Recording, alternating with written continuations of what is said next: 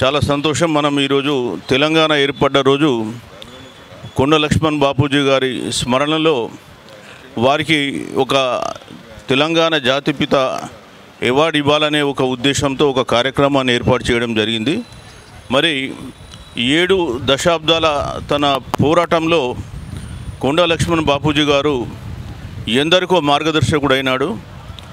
1969లో మంత్రి పదవిని తెలంగాణ కొరకు తృణప్రాయంగా వదిలేసినటువంటి మహానుభావుడు కొండ లక్ష్మణ్ బాపూజీ గారు.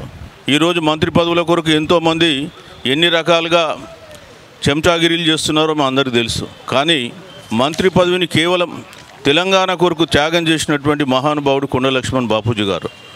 మొట్టమొదట నైజాం స్టేట్ నుంచి విముక్తి కొరకు పోరాడినటువంటి వ్యక్తి. అట్లాగే తెలంగాణలో అంటే సంయుక్త ఆంధ్రప్రదేశ్లో ప్రత్యేక తెలంగాణ రాష్ట్రం కొరకు పోరాడినటువంటి వ్యక్తి. ఇక్కడే వారి ఇల్లు ఉండేది, జలసదృశ్యం ఈ పక్కనే వారి ఇళ్ళనే ఉండేది. ఇక్కడే బీఆర్ఎస్ పార్టీ కూడా ఆవిర్భవించింది. సో మరి తన జీవితాన్ని మొత్తం కూడా తెలంగాణ కొరకు త్యాగం చేసినటువంటి వ్యక్తి. ప్రజలు కూడా ప్రేమతో వారిని బాపూజీ అని పిలుచుకున్నటువంటి వ్యక్తి. మరి అట్లాంటి వ్యక్తికి మనం జాతిపిత అనడంలో ఏమాత్రం తప్పులేదు. వారన్నిటి కూడా అర్హులు. ఈ మధ్య రేవంత్ రెడ్డి ముఖ్యమంత్రి గారు కూడా మాట్లాడుతూ తెలంగాణలో జాతిపిత అనాలనుకుంటే ఇద్దరికే అర్హత ఉందని చెప్పి వారు స్టేట్మెంట్ ఇచ్చినారు. అందులో మొట్టమొదటిది కొండ లక్ష్మణ్ బాపూజీ గారు.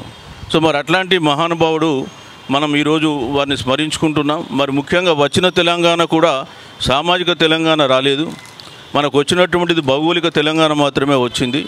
మరి రాబోయే కాలంలో ఖచ్చితంగా సామాజిక తెలంగాణ కొరకు మనందరం కృషి చేద్దాం.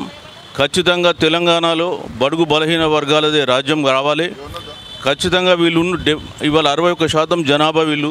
రాష్ట్ర ప్రభుత్వం లెక్కల ప్రకారం కూడా 56.36 ఉన్నారు. మరి ఖచ్చితంగా ఇంత జనాభా ఉండి మనం ఇంకా బానిసల్లాగా ఉండాల్సిన అవసరం లేదు. దయచేసి అందరూ కూడా అటువైపు వెళ్ళాలి. అదేవిధంగా పద్మశాలి సమాజంలో కూడా కొంత రిప్రజెంటేషన్ తక్కువగా ఉంది. రేపు రాబోయే కాలంలో కూడా రాజకీయాల్లో పద్మశాలీలు పెద్ద ఎత్తున పాల్గొనాలి. ఆ జిజ్ఞాస కూడా పెంపొందించుకోవాలి.